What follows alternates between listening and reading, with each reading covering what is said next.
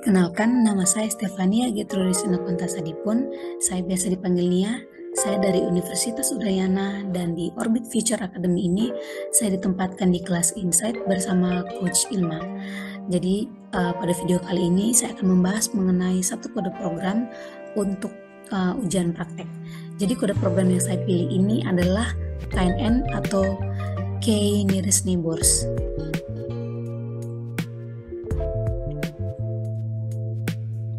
Oke, jadi kode program KNN ini atau Key Nearest Neighbors ini adalah kode program yang membuat klasifikasi sebuah produk apakah layak dibeli atau tidak, di mana penentuan kelayakan produk tersebut itu ditentukan oleh umur dan gaji seseorang.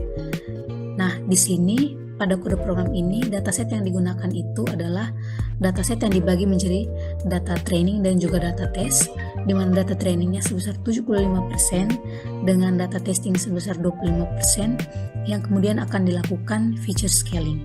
Nah, setelah itu program ini kemudian akan melakukan training data dengan model KNN. Lalu setelah datanya itu di training menggunakan data training, kemudian model akan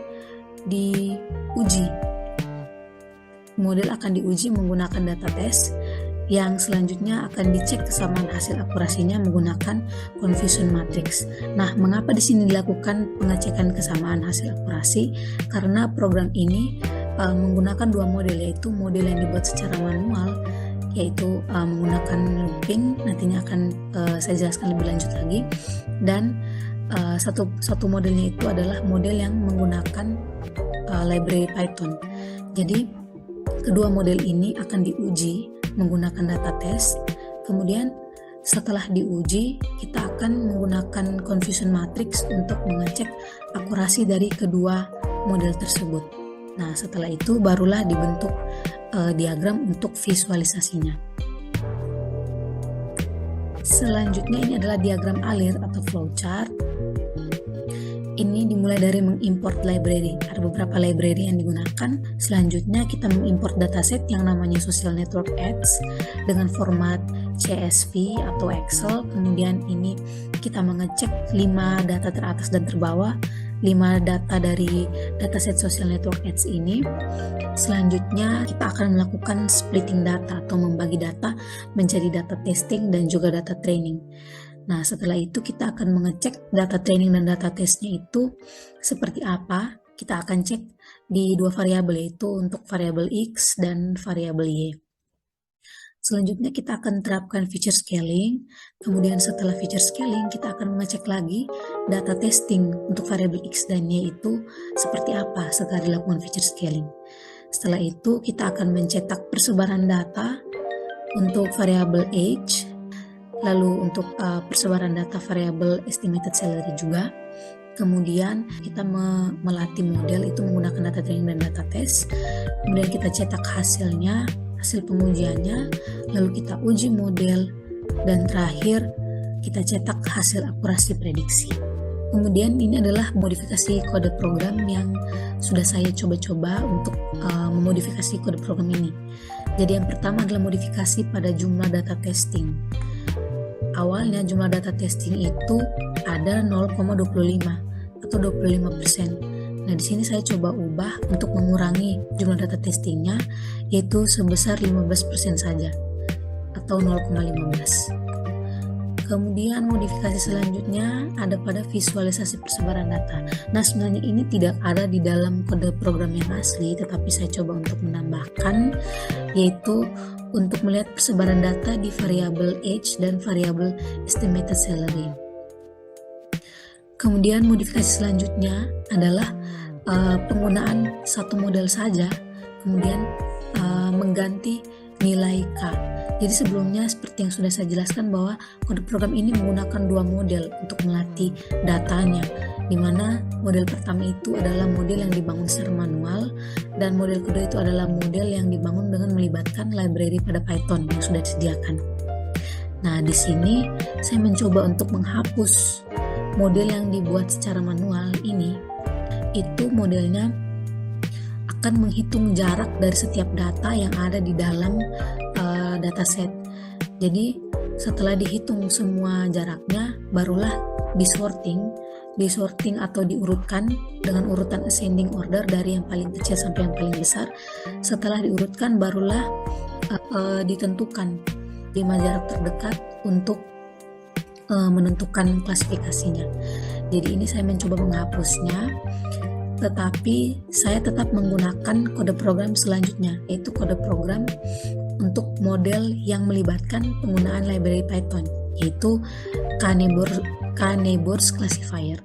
Kemudian di sini setelah saya tetap menggunakan kode program yang ini, nilai K-nya saya coba ganti, yang awalnya 5 itu saya ganti menjadi 7. Selanjutnya ini ada modifikasi bagian confusion matrix menjadi prediksi akurasi satu model. Untuk melihat akurasi dari kedua model ini itu menggunakan confusion matrix. Jadi seperti ini. Jadi ini gambaran pertama yang ini adalah confusion matrix dari model yang melibatkan library Python, dan ini adalah kode program dari model yang dibangun secara manual. Kemudian ini saya coba tidak pakai yang ini, ya kemudian saya tetap menggunakan yang ini, tetapi bukan menggunakan confusion matrix, tapi langsung menampilkan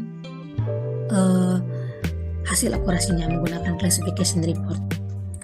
Modifikasi kode program selanjutnya ada pada visualisasi hasil dataset, itu saya ubah menjadi pengujian data.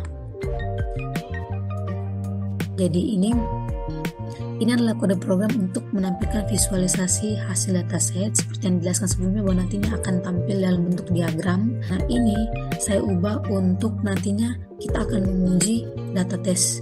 Jadi di sini nantinya akan dimasukkan variabel age, kemudian variabel estimated salary, dan setelah dimasukkan akan menentukan kelayakan dari sebuah produk, yang tentunya pengujian ini diambil dari dataset.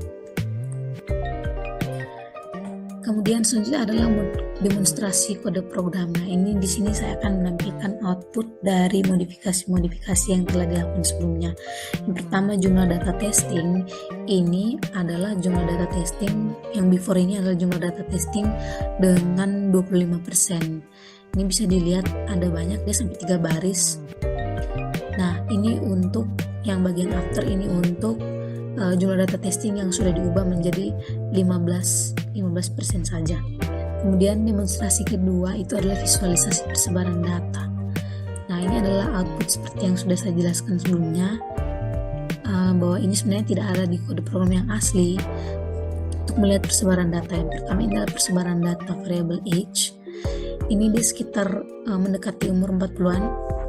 Kemudian untuk variabel estimated salary, dia ini berkisar 75.000. Kemudian ini untuk penggunaan satu model saja, yaitu model menggunakan library Python. Kemudian kita juga mengganti nilai K. Nah, ini adalah output kode program sebelum dimodifikasi. Ini adalah kode program yang tetap menggunakan model dengan melibatkan library Python, tetapi di sini dia outputnya ada parameter-parameter lain seperti algoritma, leaf size, metrik, dan lain sebagainya. Kemudian di sini neighbornya masih angka 5. Nah, saya menggantinya menjadi 7. Nah, pada saat di run, outputnya itu mengeluarkan satu parameter saja. Jadi fokusnya ke neighbors ini.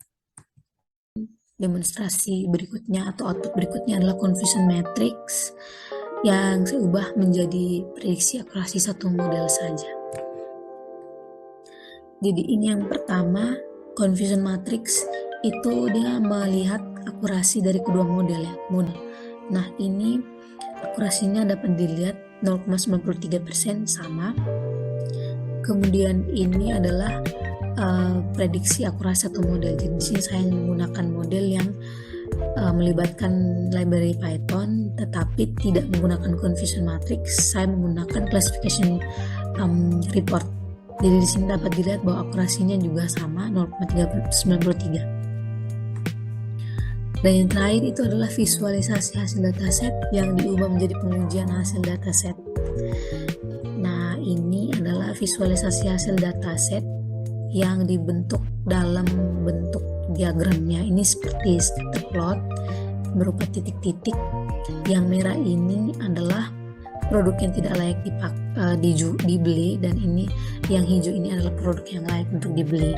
Kemudian yang after ini adalah perubahan output setelah kita mengubah kode programnya itu menjadi pengujian hasil dataset. Apa maksud dari pengujian hasil dataset? Jadi ini kita menginputkan nilai dari variabel age dan estimated salary berdasarkan dataset yang sudah ada. Kemudian kita mau cari dengan variabel sekian-sekian itu hasilnya 0 ataukah 1. Nah, misalkan hasilnya ini 0 nih, kita akan cek ke datasetnya apakah benar hasilnya 0 atau bukan, seperti itu.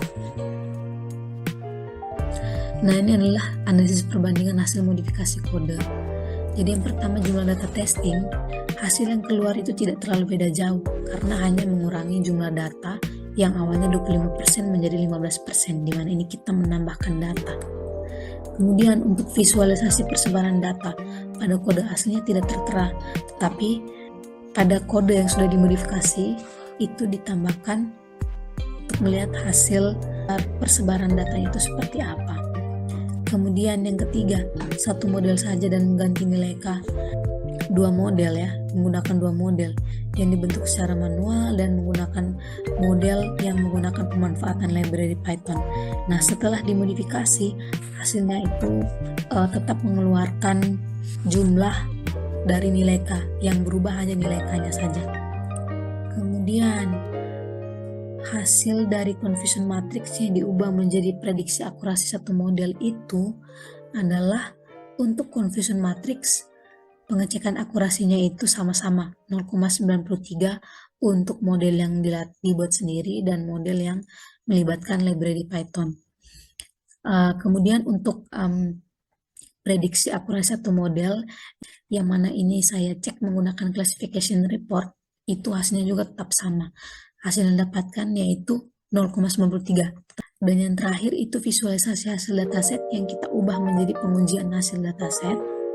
Jadi kode program yang asli itu menampilkan visualisasi data klasifikasi layak dan tidak sebuah produk untuk dibeli, di mana hasilnya itu adalah dalam bentuk persebaran diagram yang isinya persebarannya berupa titik-titik.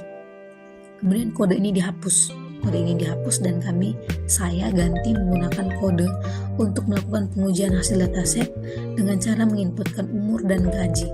Jika 0 itu artinya tidak layak dan jika 1 itu artinya layak.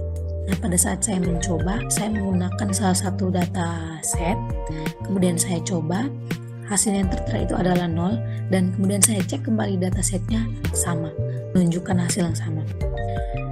Oke, kita beranjak pada kesimpulan.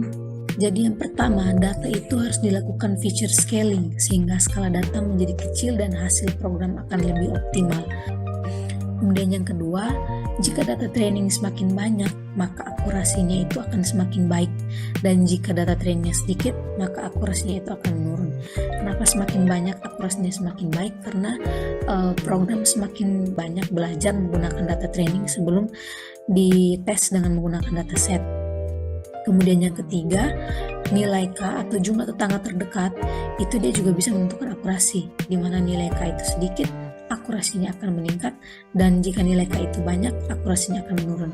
Jadi saya juga sudah mencoba beberapa kali perubahan-perubahan nilai K pada kode program KNN ini, dan saya mendapatkan kesimpulan bahwa kalau nilai K-nya itu kita kasih banyak, maka akurasinya itu akan menurun.